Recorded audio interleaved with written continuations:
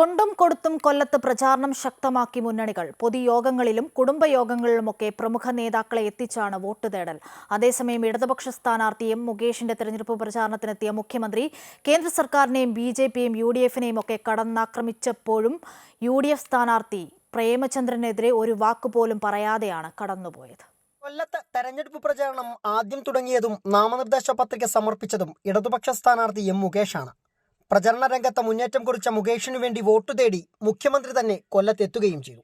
മണ്ഡലങ്ങൾ തോറും വോട്ട് തേടിയിറങ്ങിയ പിണറായി മോദിയെയും രാഹുൽ ഗാന്ധിയെയും നിശിതമായി തന്നെ വിമർശിച്ചു. പ്രതിപക്ഷ നേതാവും മുഖ്യമന്ത്രിയുടെ വിമർശനത്തിന് ഇരയായി. എന്നാൽ മുൻവർഷങ്ങളിലുണ്ടായ അനുഭവത്തിന്റെ പശ്ചാത്തലത്തിലാകാം കൊല്ലത്തെ യു.ഡി.എഫ് സ്ഥാനാർത്ഥി പ്രേമചന്ദ്രനെ ഒരു വാക്കുകൊണ്ടുപോലും നോവിക്കാതെയായിരുന്നു മുഖ്യമന്ത്രിയുടെ പ്രസംഗങ്ങൾ.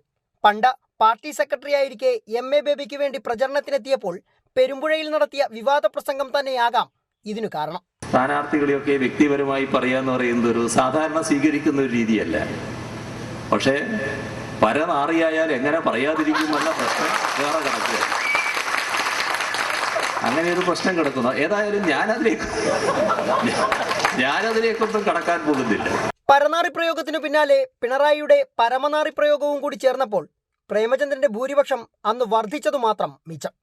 പ്രധാനമന്ത്രിയുടെ ഉച്ചവിരുന്നിൽ പങ്കെടുത്തതും പ്രേമചന്ദ്രനെതിരായ സംഘ്യവൽക്കരണവും മണ്ഡലത്തിലെത്തുന്ന ഇടതു നേതാക്കളെല്ലാം എടുത്തുയർത്തുമ്പോൾ ഇതിലൊന്നും തൊടാതെ പൗരത്വ വിഷയം മുതൽ പ്രതിപക്ഷ പോരായ്മകൾ വരെ മാത്രം പിണറായി പറഞ്ഞുപോയത് മുൻ അനുഭവത്തിന്റെ പശ്ചാത്തലത്തിലാകണം. സുജിത് സുരേന്ദ്രൻ, അമൃത ന്യൂസ്, കൊല്ലം.